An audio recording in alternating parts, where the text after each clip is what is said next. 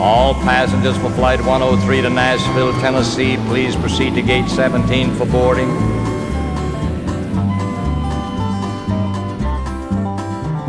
Well, I played Chicago the other night and was headed back home on a morning flight. I had my luggage all checked to Nashville, Tennessee. So I got on board to find a comfortable seat, and the stewardess smiled at me real sweet, said, "Welcome aboard, sir, on flight number 103. So I found myself a nice easy chair. Then the captain's voice came over the air. He said, "Welcome aboard, folks, this is Captain Lee."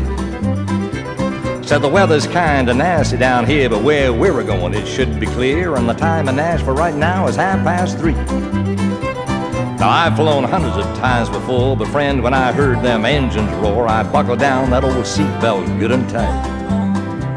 Then down the runway, Nashville bound, that big old bird lifted off of the ground, so I leaned on back and prepared to enjoy the flight. Then the stewardess brought some scrambled eggs, and the guy beside me, he checked the legs, and the other guy beside him made a funny crack. Just about that time I heard a yell, and I saw a friend that I knew right well, and he waved at me and hollered out, "Hijack." Well, I really don't know who's to blame, 'cause Jack has always been my name, but I want to tell you right now, and this is true.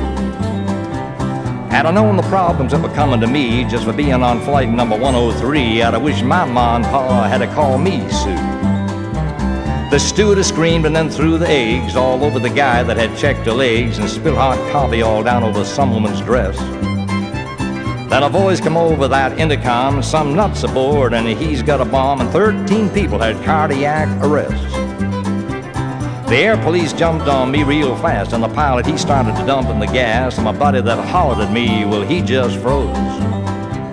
The marshal, he grabbed me around the neck, then he threw me down like to broke my neck, and stuck a great big old 38 right on my nose. Well, I tried to tell him that Jack's my name, and I had no intentions of bombing the plane, and just about that time everything went black. Well, he brought that gun down upon my head, and it hurt so bad that I thought I was dead, and all because my buddy had said, "Hijack." Then when I awoke down there on the ground, with my hands all cuffed and my feet all bound, I felt right lucky just to know I was really alive. Now the stars can all fall out of the sky, and all hell can freeze before I'll fly, and especially if it's on flight 103. So my friend, if you have to sing some night, then I have to get up and catch a morning flight, be sure you remember exactly what I've said. And if you see a friend, you better use some tact, and especially if his name is Jack, and if you have to speak at all, you better call him Fred.